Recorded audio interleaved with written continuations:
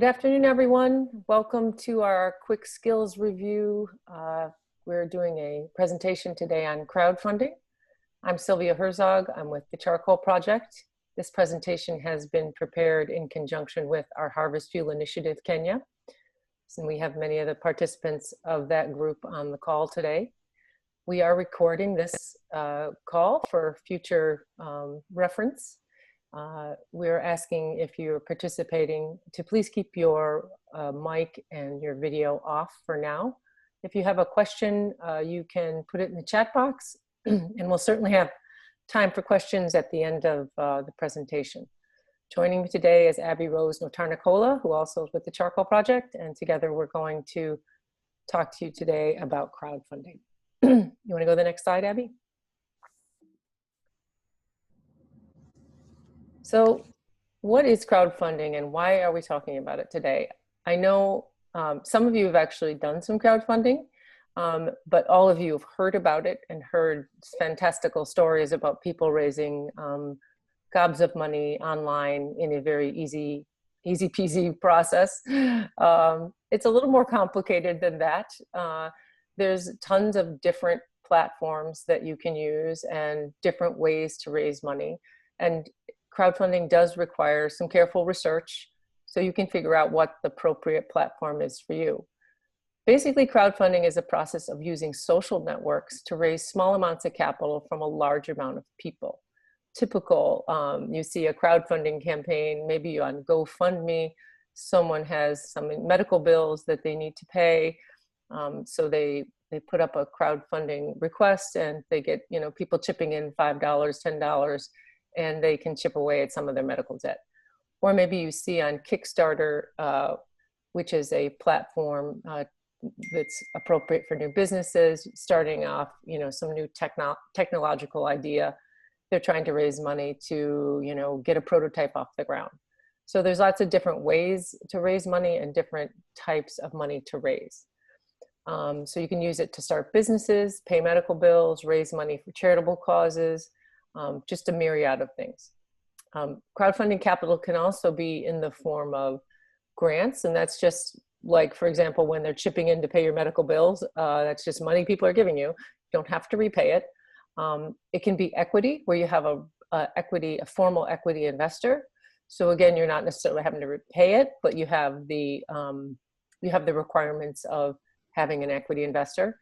And/or it can be also debt capital, whereby you get a large number of people to contribute to lending you money, which you repay. So there's lots of different types. What we're going to talk about today, because there's like I said, tons of different platforms, and you've heard of a lot of them.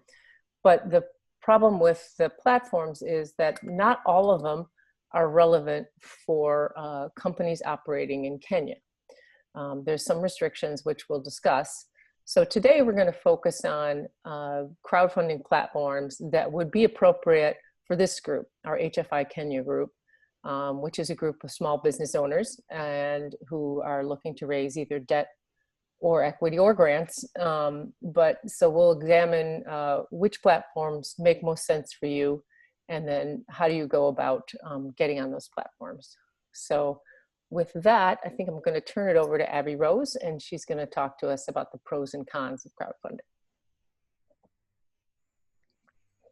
So just for some general pros and cons, in terms of pros, as Sylvia was just mentioning, there's not much financial risk, and we're going to talk about that more in later slides about the different costs of each platform that we discuss. There's a potential for your campaign to go viral. Crowdfunding is great because you can kind of just list out what you want people to fund you for, and it kind of creates this emotional investment for people wanting to give you money, which is kind of really awesome.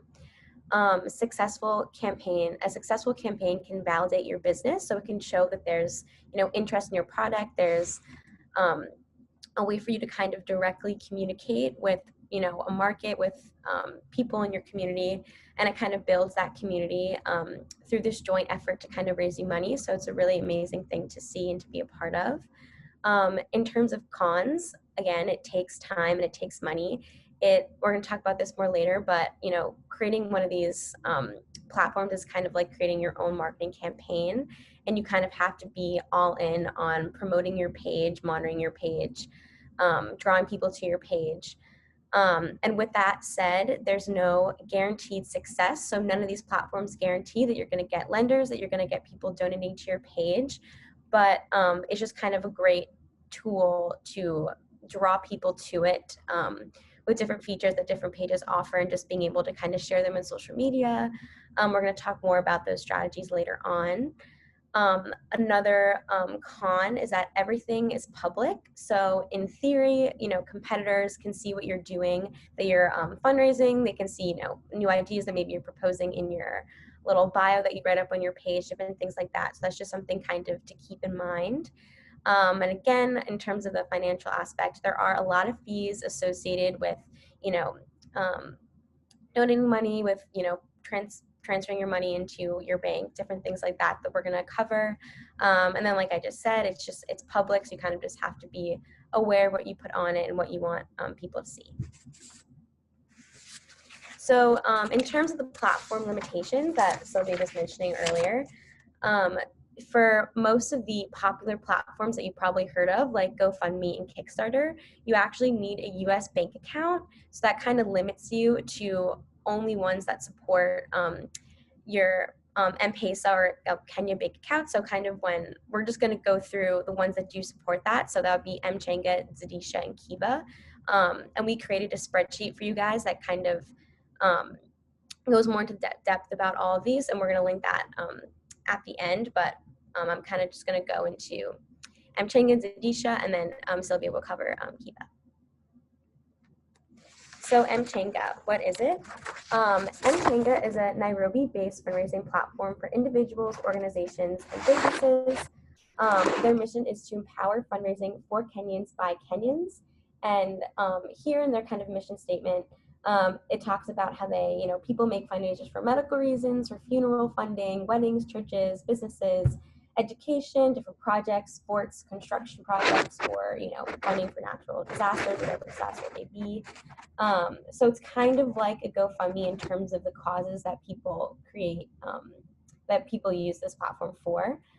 Just in terms of their stats, they currently have over 43,000 fundraisers, over 770 supporters, and they have a range of 250 Kenyan shilling to 8 million Kenyan shilling in terms of money, total money raised throughout their fundraisers, which is really awesome. So Mchenga, how does it work? So your fundraiser is registered for free. So you create your page for free. And then you need to pay just $10 to enable the fundraiser.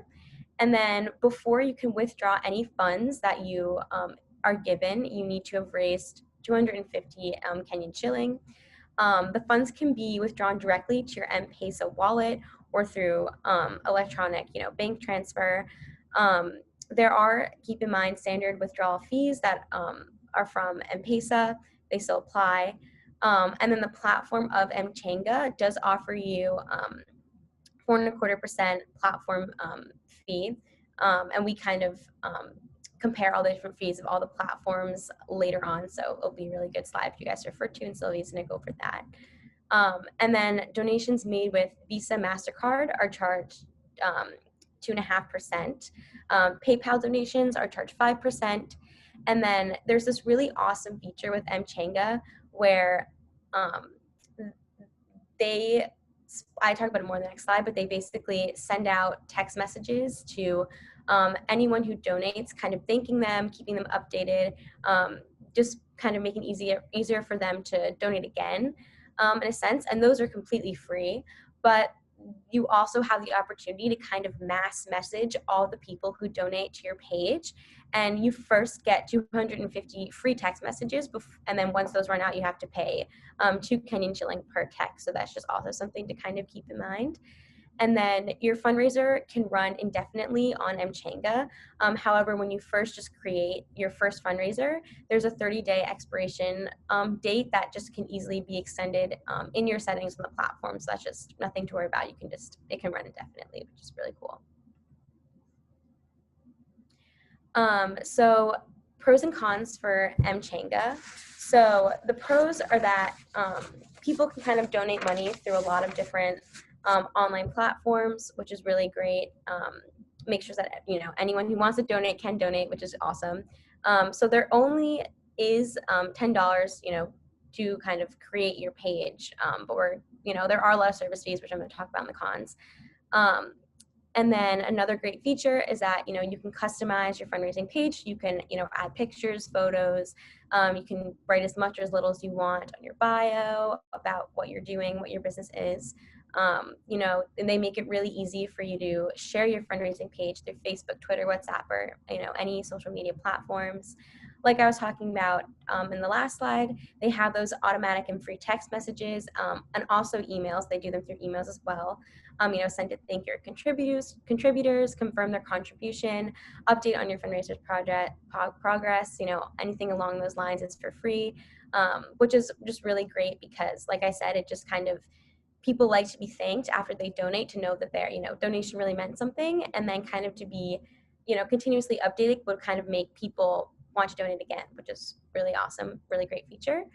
The donated money is extremely secure, that people donate on your Mchenga. It's held in a secure trust account. It's verified by experts before withdrawal, and all this activity is very transparent, which is benefits you guys, just so no shady business going on. It's also just an easy to use platform, and it's great for technical support. And that was actually in the last slide, I forgot to mention that this page here is actually from Beatrice and her Mchenga, and I was talking to her kind of about what she liked about it and the pros and cons, and something that she mentioned was that it's just really easy to use, and the staff there is just really friendly, and they're really helpful with support. So that's also something to keep in mind for the pros. In terms of the cons, we linked a study in the spreadsheet that kind of talks a lot about Mchenga and all this, and it's a really good resource. But one thing that they mentioned was that the majority of finished campaigns reach between 0 to 25% of their goal in 2018. So that is pretty low, considering all the campaigns that are on Mchenga. And that's because, I'm going to stress the reason is that you really need to promote your page yourself and treat it as a marketing campaign. And something that Beatrice shared with us is that she, what helped her raise money is that she kind of, got things published in newspaper articles, she printed flyers, she printed Facebook posts. So just different things like that to kind of, you have to go in with a strategic plan, which I'm going to talk more about in the next slide. And then again, for cons, there are service fees, the 4.25%. Again, we're going to compare what all this look like, so you'll see which platform's the most expensive. But again, these fees really do add up, so you do have to keep that in mind. Abby, just want to jump in here for a second. You go back to that. Just to want to emphasize here with the crowdfunding campaigns, and I'm sure Beatrice will reinforce this. This promote your page yourself. Your promotion is really what's going to drive traffic to it. So yes, the platform will facilitate you being able to access new people, but you also need to drive people to your page. And the more you drive people to the page, the more visibility you'll get, just kind of like with any other social media campaign. So just want to emphasize that there's no magic to it. It does require a lot of attention. Yes, that is a great point, because the specific study was talking about why the statistic is because a lot of people just, rely on the defaults of their crowdfunding platform and just assume that, people are just going to see it on the page and fundraise and fund them. But that is not the case. You have to promote your page yourself. So that was a great point to make. And then for tips for promoting your Mchenga page, you want to be, thoughtful and personal in the description of your business and what you're, funding for. This kind of just, creates empathy and that emotional investment for potential funders. So that's really important.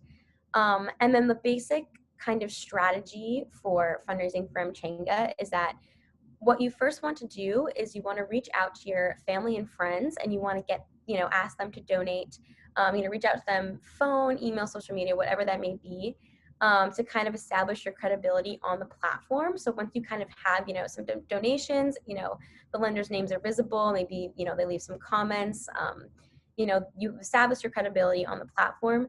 That's kind of when you then want to turn it over to, social media marketing or whatever that may look like. So basically, you kind of just want to create a plan to expand your network, and ways what that can look like is kind of, saying, you know, um, every Monday I want to send out, 10 invitations for someone to come to my page, or, sharing a specific amount of time each week on social media. Just kind of creating short-term goals that you can do and accomplish to make sure that people actually you're just driving forward, like you were saying. Um, and something, important is also just posting updates, on your social media about how your fundraiser's doing, how it's going. That in turn can just drive people to your page.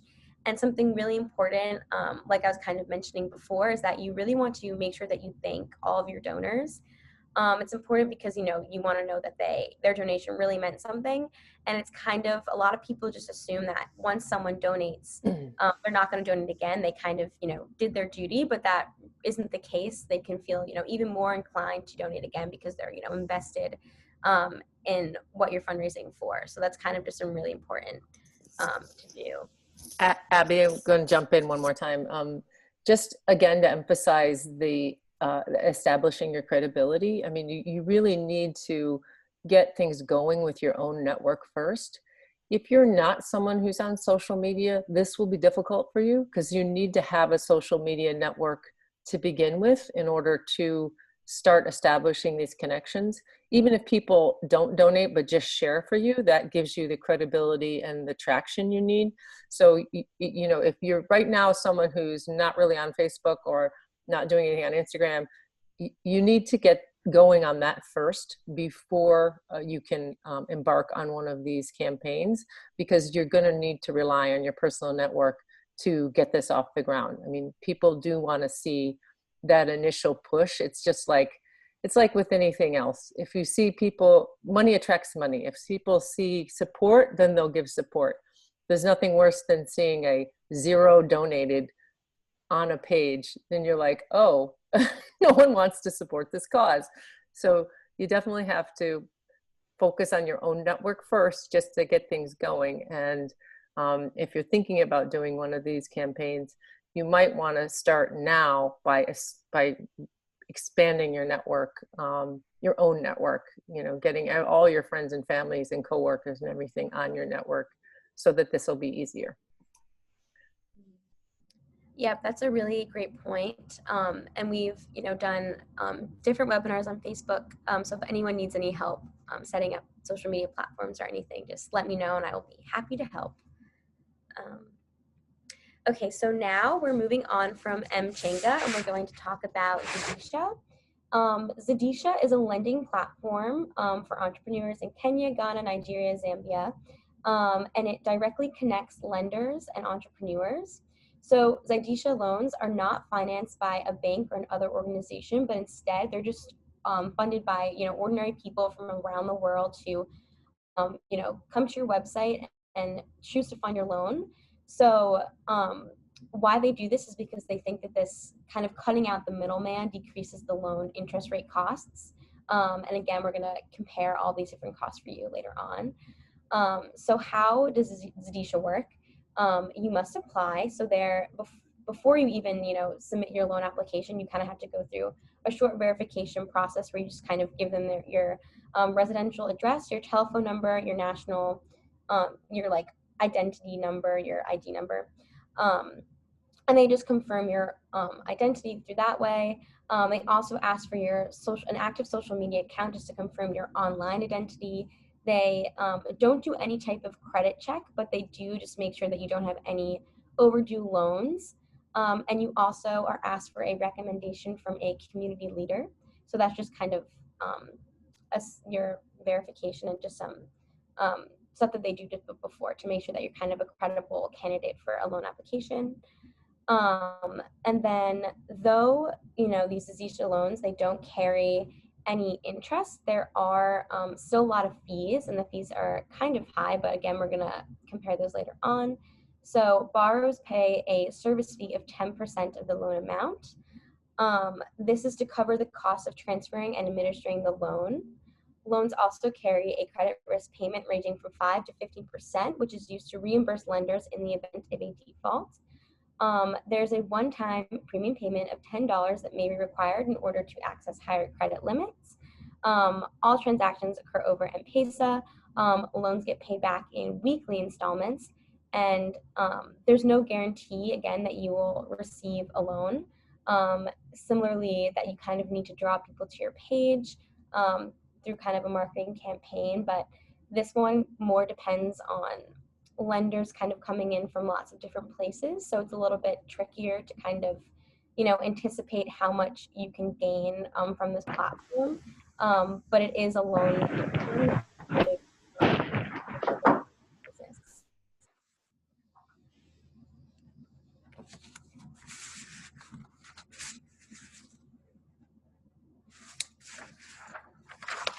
Want me to take over now, Abby? Yes, turning it over to Sylvia now for Akiva. Okay. So a lot of you have also, I'm sure, heard of Kiva. This is also a crowdfunding lending platform that provides low interest loans to individuals and small business in the US and internationally.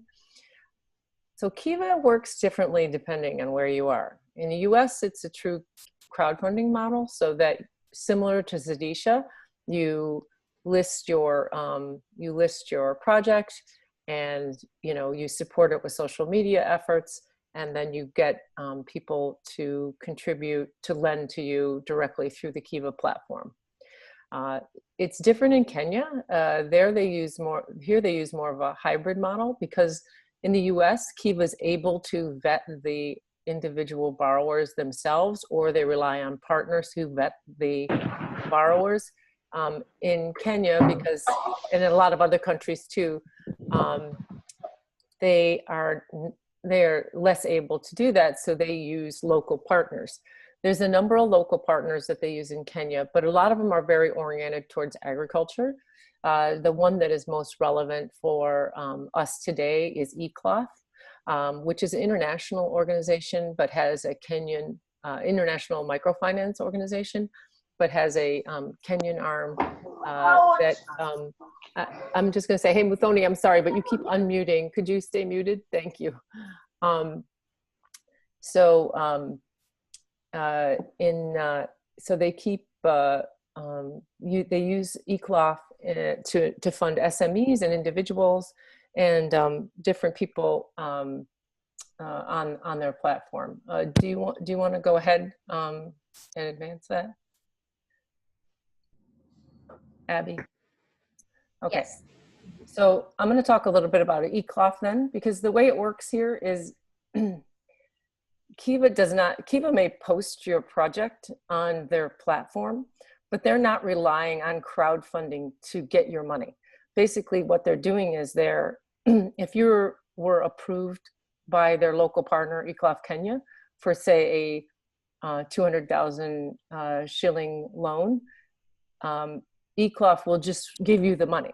And then Kiva will put your project on and raise money against that, but you don't have to worry about whether or not your online campaign is successful or not. You can just instead be comfortable that you've gotten the funds from eCloth, and that Kiva is really just raising additional funds off of your project that will help the organization as a whole. So it's so it looks like crowdfunding, but from your perspective, it's really microfinance, because you're dealing with eCloth Kenya, which is a microfinance partner. And then they are getting their funds from the crowdfunder. So eCloth lends money to individuals who are raising money for themselves for a variety of reasons for the small business. It also uses lending circles, and then it has the SME loans for slightly bigger businesses. The lending circles can be a group of 7 to 10 individuals who, and you guys I know are are very familiar with lending circles in Kenya, but just to say that this is something that is possible to put together for an HFI Kenya group, but it would require 7 to 10 people who are comfortable enough with each other that you're cross-guaranteeing your loans. So just throwing that out there as an idea that we could possibly talk about in the future. But again, you need 7 to 10 people who are comfortable enough with each other that you can cross-guarantee your loans. So ECLOF vets the borrowers, and it's probably a little more intensive process than Sedisha. It's more like a typical lender. They're gonna look at your financial statements. They're gonna look at your bank statements. They also require that you do a 3-day training with them to make sure that you have the capacity to take the debt on, that they think that you can handle the interest and debt repayments. And then you're charged fees, interest, and you are also required with ECLOF to provide collateral. So ECLOF looks a lot like a typical microfinance partner, but I think it turns out they're probably a little less expensive because of the Kiva connection and the fact that they're a nonprofit. You want to go ahead? So here is, hopefully this isn't too small to see. The terms are basically the same, whether you're an individual or a lending circle participant. The difference is that the amounts that you're allowed to borrow. So the lending circle participant is really, that is geared toward a smaller participant. These are all in shillings. So you can see you can raise 5,000 to 200,000 shillings in the lending circle. The per annum interest rate is 22%, which is roughly 1.8%. I was kind of ignoring compounding here just to make it simple. And these are short-term loans, but they are revolving, so you can borrow, repay, and reborrow, which is perfect for working capital needs. You do have to pay some fees: security registration, loan processing. And for both types of loans, you need collateral. You need a vehicle or property title, which I know can be a big hurdle for many of you. You do have to deposit $200 with them. Basically, they have a savings account. So you deposit, you save 200 shillings first. Once you've got the 200 shillings there, think of that as a loan loss reserve. Then you can go ahead and borrow the money. And then these are some of the other things that you need to, the 3 days of training and the 6 months of bank or M-Pesa statements. You want to go on? Okay, so what's important is we did a little cost comparison of these 3 options. So these are the 3 options that are most relevant for you in Kenya, these in terms of crowdfunding. So, but there's a lot of fees jumping around, and how do I evaluate it? So what we're trying to do here is to break out what an average cost would be on a 200,000 shilling loan that's repaid after 6 months. So let's start with Mchanga. So Mchanga, you don't have to repay, so that's fantastic. But there are fees, so you're going to net less than you thought.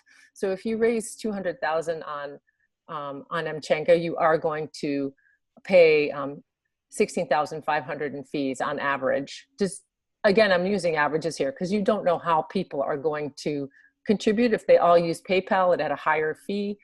If they all use, if they use a different service, then your fees will be lower. But on average, this is what your costs would be. So that seems pretty good. No repayment. I get 184,000 basically for no cost. But going back to what Abby was talking about, there is a cost of time, and you have to really, you don't want to go down this road with Mchanga unless you feel like you can have a successful campaign. So you need to have a good network. You need to have the marketing savvy to present something online that people will find attractive and will give you money for. And you need to have the resources available for follow-up, for continued social media support to make sure that campaign is successful. So may not seem like hard dollars, but it's either you or your staff time doing this. So think of it that way. That's your interest rate, is how much staff time you have to put into making this work. The second option is Zedisha. So Zedisha, again, they don't have a interest rate, but instead they have a credit risk fee, which is essentially an interest rate. For the purposes of this, I took the average credit risk fee of 10% and figured out what the amount would be, your total cost. So if you raise 200,000 shillings, you would pay a total cost of 40,000 shillings. Again, except for the $10 it costs you to enable the fundraiser. This comes out of proceeds, so that's fantastic. You don't have to come up with 40,000; it comes out of proceeds. So that's great. You do need to make weekly repayments, though. You get the money, but you have to give it back. So as soon as you get it, you're starting to repay it. If it's weekly, you don't even have a month grace period. And then you do have to support your program, probably not as much as Mchanga, but you do have to support your program online. Or because there's no guarantee of success unless you are driving people to that online posting where they're going to be able to lend money. So then the last one, the Kiva eCloth, when you saw that, you might have saw that 22% rate, and I was like, that seems really high. But if you're looking for a short-term loan, it's really not that bad. It's 1.8% per month. So there I've calculated the fees, actually your out-of-pocket expenses ends up being less than Zedisha for a 6-month loan. And once you've passed the hurdles with eCloth in terms of vetting, they'll give you the money. Once you've been able to provide collateral, get the training, and they're satisfied with your financial statements, you don't have to rely on a crowdfunding network. eCloth will give you the money. So there's more security there. And then there's also this revolving feature, which is great because you could borrow the money, repay, and then borrow again, which is really how a working capital line should work. You borrow when you need it, you prepay it, and then you can borrow it again later. Again, the negatives there being you do have to repay it. It's not like Mchanga. And the collateral could be a deal breaker for many of you if you don't have a vehicle or property that you could use. So I think these are all good options. They're really, if you look at them, on a just out of pocket, how much money am I paying for it? Mchanga, the fees end up being about 8% of money raised. Again, but that is pretty much out of what you raise. So, other than $10, you don't need to come up with more money. Zedisha is, wait, which one had the listing fee? Sorry, Abby, was it, now I'm confused. Mchanga or Zedisha had the $10 fee for listing? Right, okay. The Zedisha is about a 20, with the assumptions I used here, you're talking about 20% of the capital raised is going towards fees, but you could have a credit risk fee that's much lower, or you could have one that's much higher. But again, you're not really out of pocket anything on these. This is out of money raised, so you didn't have to put money up to get it. And there's no, because there's no interest rate here, the longer you have it, the more the Zedisha, the longer outstanding it is, the more those fees are amortized over time, and the more it makes sense to do Zedisha. And then on Kiva, it's about, with the assumptions I used here, it's about a 15% of capital. So 15% of the 200,000 is going towards fees and interest. Which, if you're looking at other microfinance loans, isn't too bad. A lot of them are well more than 22% for a small business like yourselves, which you guys know. We're actually going to do in our next skills session, we're going to focus more on microfinance institutions, so you can compare rates and capabilities for those institutions. But if you were looking at a 15% raise for over 6 months, it doesn't sound like free, no, but and just in terms of debt raised, it might be a great thing for you to do for a short term, because the other benefit of using eCloth or some other microfinance institution is that is now contributing to your own credit rating. If you show you can repay these loans, then this helps you a lot. Again, like I said in the beginning, money attracts money. Bankers like nothing better than someone who they've seen can repay a bank. So if you can show that you've repaid your microfinance loan, that will really help you in the future attract other capital, and also lower your interest costs, because people will realize that you're not high risk. So I think that pretty much covers it in terms of the different costs for these three things. Again, we would like to make a recommendation, except that it really depends a lot on your social network. So if you've got a good social network and you have the wherewithal to do a great marketing campaign, then you should go for Mchanga. If you don't, then you might want to consider one of the other lenders.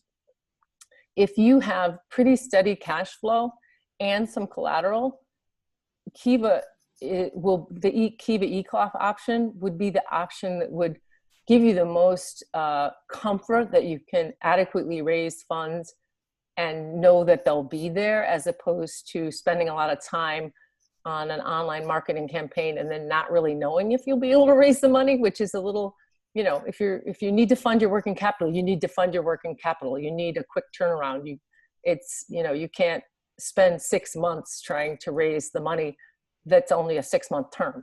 So just keep those in mind as you look at these different options, and you can figure out which one's best for you. Abby and I are also happy to go through with you in detail any of these if you're thinking about one, so we can talk about which one plays to your strengths best. I think that's it there, Abby. So okay, now we're just gonna go over some general platform tips if you do decide to do the crowdfunding. We mentioned all of these, we're just gonna reiterate it.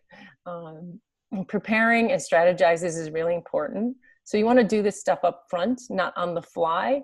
Develop your messaging, your materials, and what you wanna say, and a strategy for implementing your social media campaign before you get going. You definitely have to promote your page and engage your network as much as possible. And really make sure you fully complete your page, adding your descriptions, pictures, videos, links, anything you have. Create new things, be ready to add new things to keep the page fresh. All those things that you would need for a good marketing campaign. You want to set a goal that's reasonable and not what doesn't seem like an overreach. It's better to, again, like I said, it's visually for someone coming in. If I was coming in, because I do on my side, like I'll lend it for Kiva. If I go to a project, I'm more comfortable contributing to a project that's over 50% of its goal. Like, oh, I can get them over the top, as opposed to no one's contributed yet because it was such a big amount, they have only a very small amount contributed because they set too high of a goal. So just be really reasonable in terms of what your goal is when you set it. It's better to go small, and then you can claim victory and that you fully funded your project. Isn't that fantastic? That sets you up to do another project down the road. So try to keep that goal as reasonable as possible. And again, also just keep updating your pages and make sure that you have fresh content on there, and a lot of thank yous and other things so that people are attracted to the platform. Is that all we got? I think that's it pretty much. We have some resources here, and an additional resource we're going to add that Beatrice sent us, that Energy for Impact also did a whole crowdfunding paper. A lot of what they focus on is the international scene. So you'll see some of the ones we focused on in it. But there's also a lot of information about other platforms that you may find useful. So with that, I think we're going to open it up for questions now. Does anybody Beatrice, do you want to make any comments about your experience, or does anyone have any questions? You can either put them in the chat box or just unmute or raise your hand. One of those three options. Beatrice, go ahead. Yeah, good morning. I think you are in the morning hours, huh? Still, yeah, no? we are. Yes, yes, we're still morning here. Good morning and good afternoon, everyone. Yeah, thank you for your clear presentation, and I think you have really covered, all the key questions we need to ask ourselves before starting a campaign, a crowdfunding or lending campaign. And it's true, we run two different crowdfunding campaigns. It requires a lot of time. And it's very important to be very, very well prepared. But one of the barriers, one of the barriers I've been facing for me, it was the language barrier, because I'm French, and many of my network, they are not all speaking English.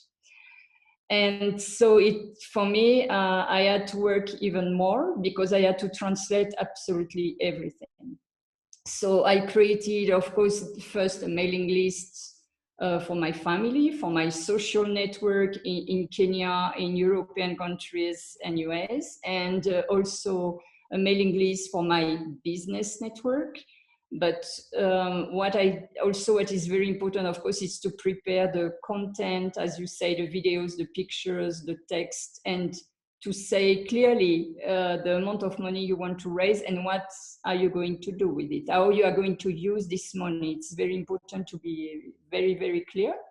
And also it's important before the official date of the launching date, you need to send what I did. I created an email in French and in English, and I sent it to my closest network to get some donations, because as you clearly said, Sylvia, never launch a crowdfunding page with $0, €0. Yeah, because it's not going to work out very well. And so it's what I did. And of course, also what you said, yeah, you need a lot of engagement on social platform. And at this time when we ran the Mchanga campaign, we were just transiting from our experimental project to the registration of the official EcoCheck Unlimited, and I registered our email address, I created our first Facebook page and the Twitter. So I was also a beginner, on social media. And so a beginner, I knew how to use Facebook as an individual, but it was really dormant. I was not very active on Facebook. So I had to learn also how to, to create a lots of interactivities on our Facebook page. So it was a lot. And also we were in touch with Energy for Impact, so with a journalist, and we wrote articles. We published in Standard Media, in the Business Daily, East African Media. So it was a lot, but also one of the barriers I've been facing is that many of my network in European countries, and especially in France, they were very mistrustful to donate on a Kenyan platform. Or they didn't know, they were not sure if the money, will go to the right place. And also I had some American friends also, they didn't understand. And for them, it was a bit complicated. They were not sure how to donate on Mchanga. So what happened when some people told me that they wanted to donate, I had to give them my banking account, in France. And after, I had to myself, to donate with my own M-Pesa or whatever. And it's what I've been facing quite, it was really a barrier, because in Kenya, unfortunately, we didn't get too many donors from Kenya, but most of the donors, they were outside of Kenya, and most of them, they were not feeling so comfortable to donate on a Kenyan platform. That's really interesting, Beatrice. I hadn't thought of that angle. So when you the funders you got from within Kenya, were they new to you, or were they people, they were part of your network? They were part of my network. All the Kenyan donors, they were part of my network.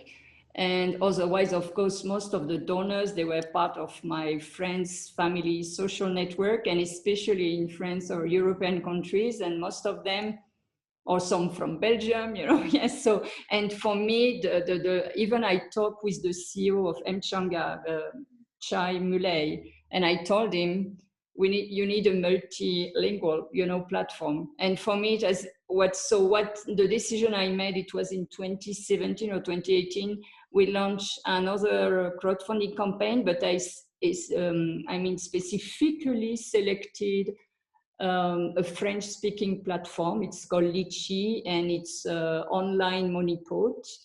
And so I ran a campaign only in French.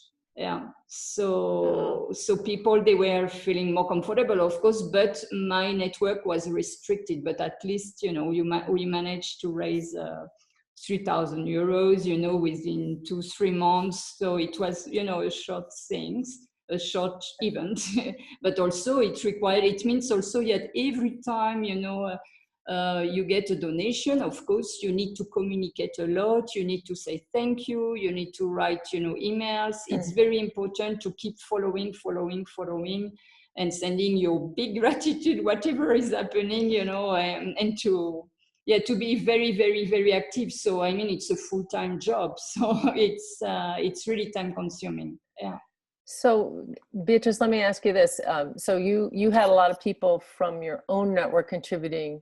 So you didn't really feel like you attracted new people. Do you think that was because of the newness of this to you? You think if you did another campaign, you'd be better positioned to attract people within Kenya, since Mchanga really is mostly designed for that? Obviously, you've just outlined the difficulties with bringing in international donors.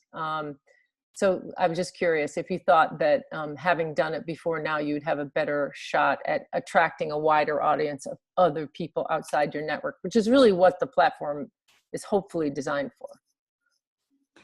Yeah, I think so, because it was just, we registered a company in August 2016, and we started this campaign, it was around like October. So I think, of course, within 4 years, we expanded also our network in Kenya. So we have our business network in the clean cooking or climate change, we can say, sectors, is bigger than in 2016.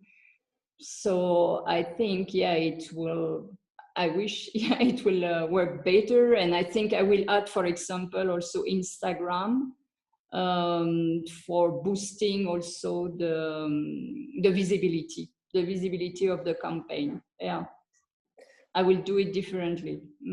Yeah, I think also that also points to the idea of starting with a smaller amount, especially if you're new to this and you haven't done it before, so that you can, raise a small amount, declare victory, and learn for the next bigger ask, maybe a year or two down the road.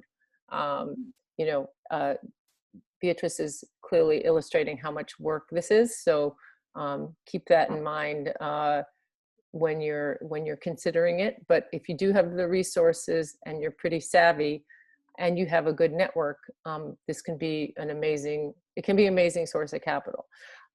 For those of you who are community-based organizations, a couple of you are not for-profit.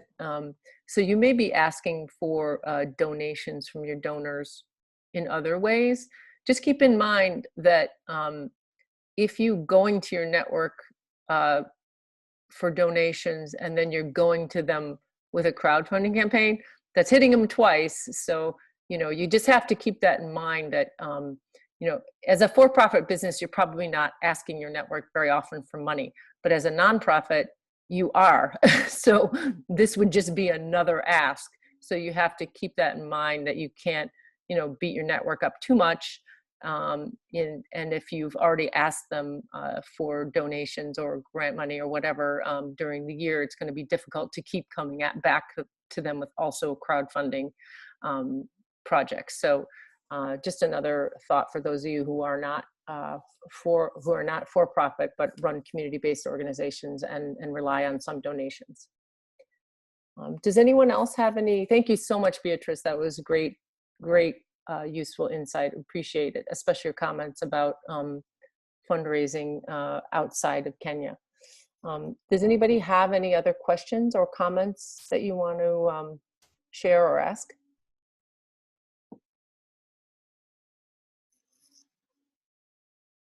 Has anyone else tried this? Dorothy, have you given this a shot? Yes, thank you, Sylvia. And thank you, Beatrice, for sharing your experience with M-Changa and crowdfunding. Yes, we have tried M-Changa previously, and we performed very poorly. I did not know why then, but later on, I shared with one of our team members who has experience with crowdfunding, and he told us, if you're not updating, if you're not active in social media, it's going to be very, very difficult. And so I think that is where our challenge was. We don't have someone to take care of our social media campaigns. I could not invest at the time because I have a lot of commitments and multitasking here and there. And so we failed miserably. But I think... But it was a learning experience. Yes, we learned. We have learned, and we have now actually received a lot of education on crowdfunding and what it involves. We have had Beatrice's sharing of her story, how she has done it, and I think now going forward, we know very, very well how to make our next M-Changa campaign successful. We tried it even this year during the Corona times, and I was just so discouraged. I've never even gone there to see whether anyone has contributed anything because we started on zero, which is not supposed to be the case. That's our experience. Has anyone tried the lending platforms out there? Because those can actually be a really great resource. One thing I've noticed here in the U.S., at least if you're looking at funding your business, people are somewhat hesitant to fund a business with free money. They just feel like, well, it's one thing to give to a charitable cause, but it's another thing just to give to someone who's going to go make money that I'm not getting any out of. So that's why the lending platforms are also good, because you can feel good about lending a low or no interest loan. You're getting your principal back, you're doing some good, but you're not just giving free money to someone who's for profit. So you can understand that the donors or lenders might be hesitant to do that, which is why the lending platforms have sprung up and why they're a good resource. And again, I just want to emphasize that it helps you down the road with accessing capital as a business if you're able to show success using one of these online lending platforms, because it bolsters your credit rating, it bolsters your story and your ability to tell other lenders that yes, you can support and repay a loan, because that's really what they want to know. So, and to grow your business in a big way, you're going to need institutional capital, like from banks and investors. And so while the crowdfunding campaigns are great for projects and getting things started, ultimately you want to use it as a base so that you look, your company is stronger and that you're more attractive to other types of capital. So with that, I'll open it up. Is there any other questions or comments? Otherwise, we'll wrap it up. We did record this, so you can look at it again, and Abby has put some links in here for us. And just also to reiterate Abby's offer, if you need help setting up any of those social media platforms, reach out to us, and she can give you advice on how to do those.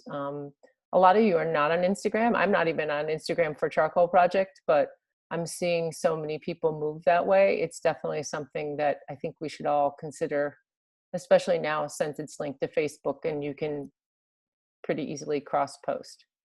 So the last thing I want to just say is, again, for our next quick skills review, we're going to take this funding discussion a little further and talk about microfinance institutions and do some comparisons for you. I have not set the date for that yet because I have to just figure out the holiday issues, but I will let you guys know very soon when the date of that will be, and we look forward to seeing you then. Okay, take care, everybody. Have a great Thank you. Thank you. Bye. Thank you. Thank you, Bye. Sylvia. Thank you. Thank you, Abby.